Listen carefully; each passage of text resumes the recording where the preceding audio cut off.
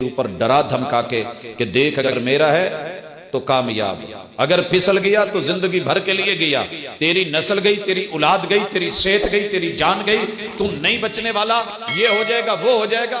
कुरान मजीद उठा किसी मस्जिद से 10 पारे दाएं पांव के साथ 10 पारे बाएं पांव के नीचे बांध, 10 नीचे रख, ऊपर पेशाब कर, फिर तुझे अपना मानूंगा। अगर ये पीछे मुड़ता है तो जान जाती है, अगर आगे बढ़ता है तो ईमान जाता है। ये ईमान से खाली होकर शैतानी कुव्वतों को यकीन दिला के कि हाँ हाँ मैं तुम्हारा हूं, जब जब पुकारूं मेरी मदद करना। फिर जब ये इन मरहलों से गुजर जाता है और रहमान का नाजिल करदा कुरान का कुफर कर बैठता है, वमा उनजिला अला मुहम्मद, और जो मोहम्मद सल्लल्लाहु अलैहि वसल्लम पे उतारा गया उसका कुफर कर बैठता है, ये उस बदनसीब के पास आपकी मां बहन बेटी और मेरी मां बहन बेटी जाकर के उम्मीदें लगा के बैठती है कि मेरा ये काम कर दे। मुझे ईमान से बताइए, जिसे कुरान की हया नहीं रही उसे एक इंसान की हया क्या हो गया? अब दो काम, अगर मोहब्बत करवानी है नक्श लिखा जाएगा, नक्श लिख के समेटा जाएगा, उसको किसी मोमी कागज में बंद करके कहा बीबी खुल गया, हवा लग गई तो तेरे पैसे गए, तेरा माल गया, एदा असर गया।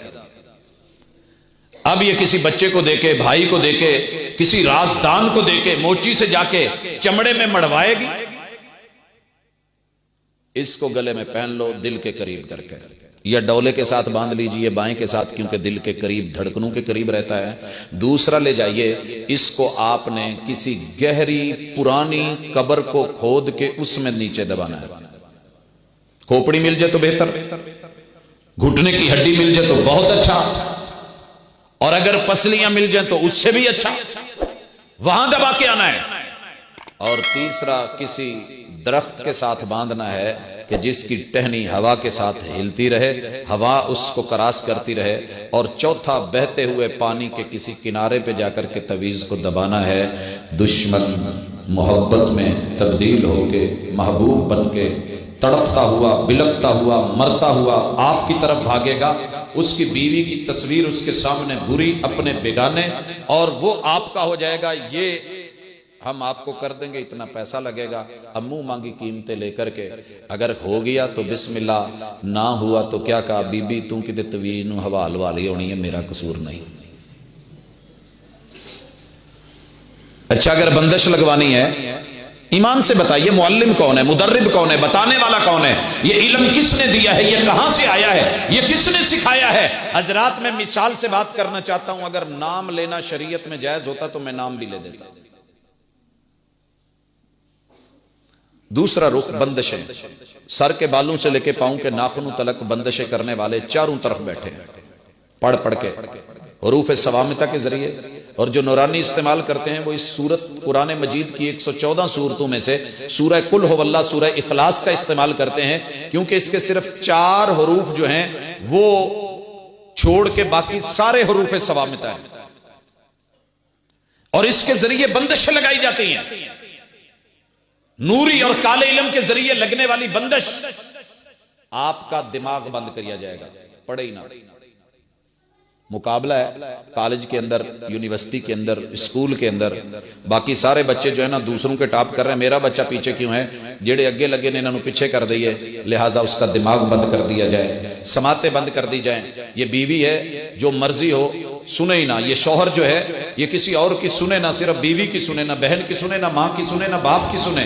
नजर को बंद कर दिया जाए, इसे कोई और दिखे ही ना, सिर्फ यही नजर आए, इसके अलावा कुछ नजर ही ना आए। जुबान बंद कर दी जाए, गले बंद कर दिए जाए। आपको पता है आपके कितने उलमा के गले बंद किए जा चुके हैं ये चीजें इस्तेमाल कर करके। मौलाना असगर हाजिम साहब अल्लाह को प्यारे हो गए, चीचा वतनी वाले।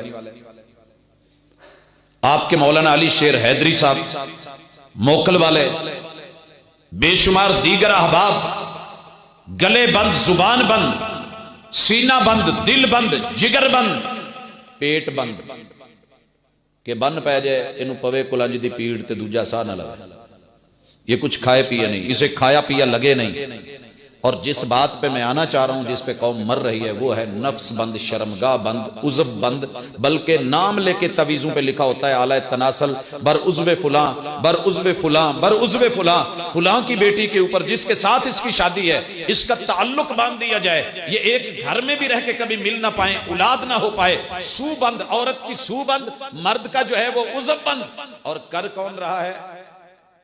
बज़ाहिर मेरे जैसी ही दाढ़ी है, कलमा पढ़ने वाले ही हैं, आमिल ही हैं, बड़े पहुंची हुई सरकारें हैं, हस्तियां हैं। और ये वो लोग हैं जिनके बारे में महबूब ने कहा था कि अगर आपको इंसानी मुआशरे में मिले तो इस्लामी हुकूमत इनकी गर्दन उतार के रख दे, जादू की सजा कोई और है ही नहीं। पूरी इंसानियत का कातिल ये दुश्मन, वो हमारे घरों का मुअल्लिम, वो हमारी मोहब्बतों का मुअल्लिम, वो हमारी मुश्किलों की आसान करने वाला, ना कुरान से राबिता रहा, ना पढ़ना याद रहा, ना तिलावतें याद रही, ना उसकी मंजिलें याद रही, ना आयात पे उबूर रहा, ना तर्जमे याद रहे। अब क्या होता है, एक मिसाल ले लें।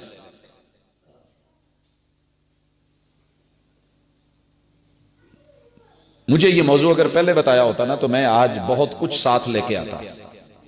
जो जो लोगों पे वार किए गए हैं और जो जो उसके लिए तरीके हैं, मैं भी लफ्जों पे बात कर रहा हूं, अल्फाज जिनको तावीज की शक्ल, अबजद की शक्ल, जफर की शक्ल और दीगर कई शक्लों में करके, फिर उनके अदद मुकर्रर करके, इल्मुल आदाद लगा के, फिर उनको जो है जमा तकसीम करके, एक दूसरे का शार्ट से शार्ट निकाल के, फिर उसके ऊपर जो अमल किए जाते हैं, गिरे बांधी जाती हैं, लगाई जाती हैं। उसकी एक छोटी सी मिसाल भी ले लें।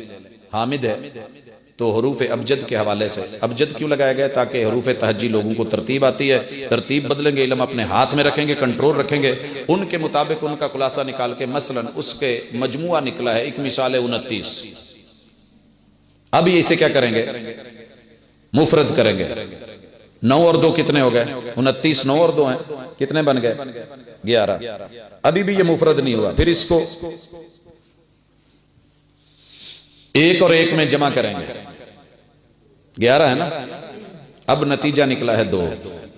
अब दूसरी तरफ से अम्मा का नाम, लड़के का नाम, ये सारा कुछ करने के बाद सारे मजमूए और हिसाब किताब ज़रबे तकसीमें लगा के उसके नीचे लिख के, शैतानी रास्ते, मीकाइल से मदद, फुलां से मदद, इससे मदद, शैतानों से मदद, और नाम लिख के किनारों के ऊपर मुख्तलिफ बद रूहों के, बद जातों के, हम जातों के, जिनके जरिए मदद मांगी गई थी, ईमान छोड़ा गया था, वो सारा लिख के नीचे लिखा जाएगा। इसका उज़्व फुलां की, वो लफ्ज भी मुझे बोलते शर्म आती है, माएँ बहनें बैठी हैं, बेटे तशरीफ फरमाए, बेटियां हैं, तो वो सारा कुछ लिख के इसको बहुत बड़े भारी पत्थर के नीचे दबा दे। ये उठ ही नहीं सकेगा, इसकी कमर ही काम नहीं करेगी, इसका उज़्व भी काम नहीं करेगा। Medina Munawwara